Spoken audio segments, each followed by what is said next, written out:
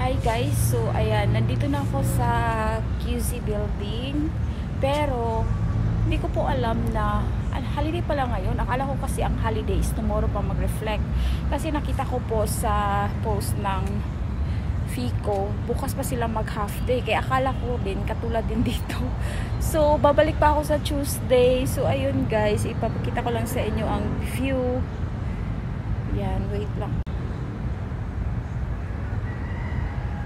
Ayan guys, ayan po yung view. Ayan, nandito na po talaga tayo.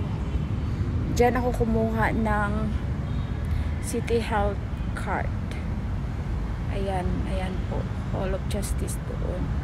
So yun, uwi na ako kasi holiday naman pala. At para naman makapahinga yung partner ko kasi late na po siya umuwi. Tapos walang magbantay kay King. So, yun lang guys. Ayan. So, uuwi na tayo. So, na-curious lang talaga. Hindi pa rin ako makapaniwala. Ayan. So, yan guys.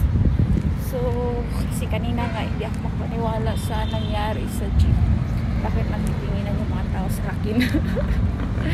Lahat na nakatingin. Na-curious tuloy ako. So, yun. Uuwi na tayo kasi walang magbabantay kay King. Ayan guys, nandito na tayo sa City Hall. Bigla akong napatingin sa aking cellphone. Bakit parang pantay ba yung makeup ko? Kasi nung nasa jeep ako, lahat ng sila nakatingin sa akin. Oh my gosh! Why? I'm curious tuloy kung tama ba yung pag-makeup ko. Baka hindi naman pantay yung kilay ko. Ewan ko ba? Bakit nagtinginan sila sa akin? My goodness. Ayan.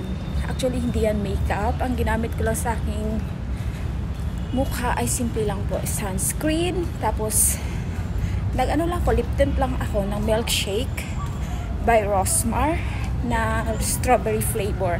Tapos, nagkilay lang ako ng tag 5 piso. Yun lang. So, wala po siyang hindi po ako nag-makeup. Wala po itong makeup. Sunscreen lang talaga ginagamit ko sa aking face. So, ayan guys. Bigla tuloy akong na-curious sa aking face. Bakit nagtitinginan yung mga pasahero sa jeep. So, yun lang. Hanapin ko pa ang building kung saan kukuha ng QCID. Maya ulit.